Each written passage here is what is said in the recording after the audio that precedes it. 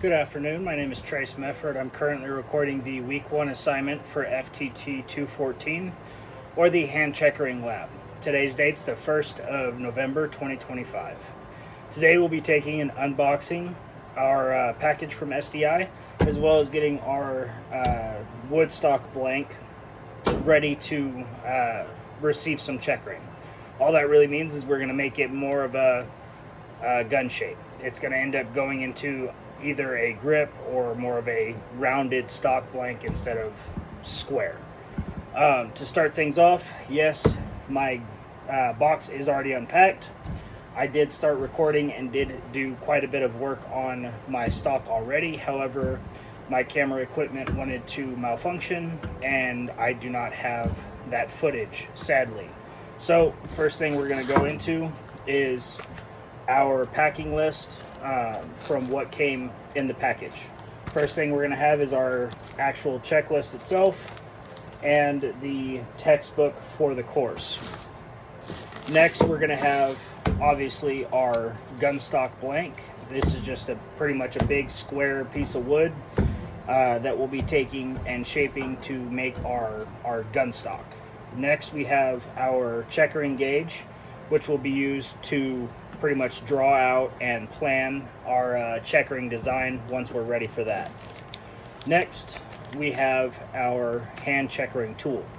Now, the hand checkering tool will be the tool itself, the Allen wrench to tighten the screws, as well as some pins, if I can get them in camera there, some pins that'll hold our bits in place. For the bits that we got sent, we got the 90-degree cutter and the 18 LPI or lines per inch cutter. So getting into the actual shaping of this itself, we're pretty much just going to take and kind of chisel it down, round it out, make it a better shape, something more resembling to an actual firearm stock. And then we're going to start off with 150 grit and move from 150 grit sandpaper up to 400 grit sandpaper. So to kind of show the progress that I have already gotten, we have gone and flattened it down or rounded it down on these two sides. I'm looking at more of a grip. It's going to be a bit of a wider grip than what most people are comfortable with. I'm doing it that way so that I have a little bit more practice when it comes to the actual checkering itself, since most of it's going to be in this area here, at least for what I'm looking at and planning. We do have the rounded top portion, and it has already been sanded to 150 grit. So all we're doing now is going back with the 200 grit sandpaper and just kind of smoothing it out some more and removing any marks that the 150 grit sandpaper might have left on our stock. Once we're done with that, we'll move up to 320 grit and then finish everything off with our 400 grit. So the way that I'm doing it, because I'm wanting that more rounded appearance, is I'm just kind of going back and forth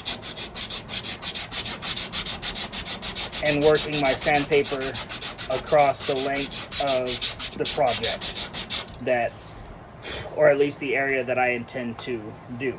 Every now and then I'll take and do some spot corrections here, similar to this, just to keep everything nice and even and in shape, or at least in the shape that I'm looking for. So once we get to a good stopping point for the 220 grit, we're going to go ahead and move up to the 320 grit and kind of just repeat the same process over again.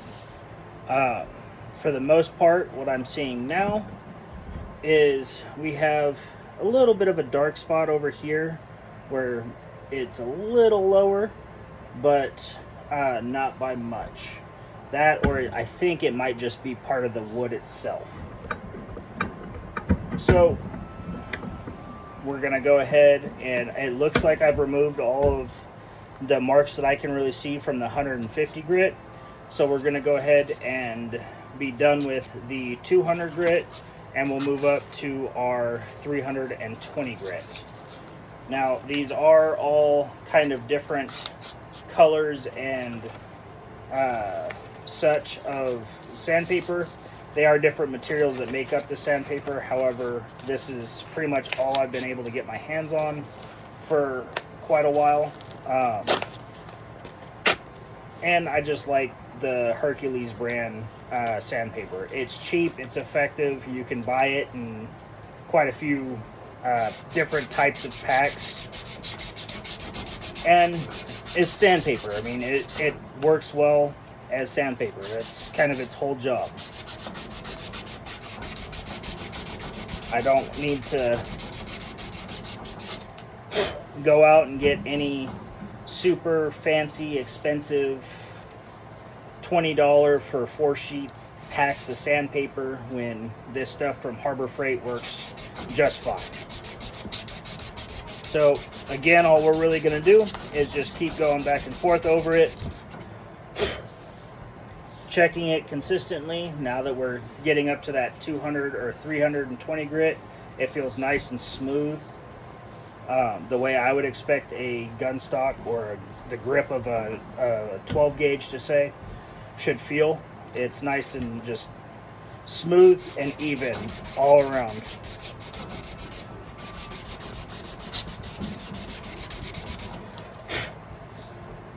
So that's pretty much it for the 320 grit. So now we're going to go ahead and move up to our 400 grit. This will be the last one that we need for this week's assignment. And again, we're all just going to be doing pretty much the same thing, getting it nice and smooth and removing any previous marks and scratches from the previous set of sandpaper.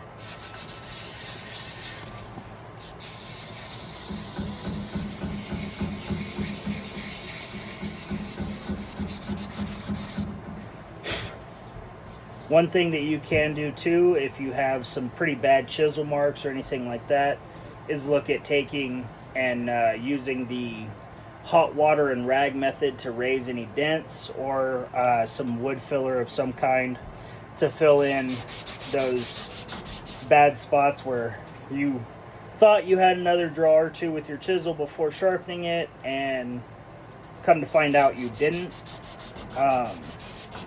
Wood filler works pretty good for those.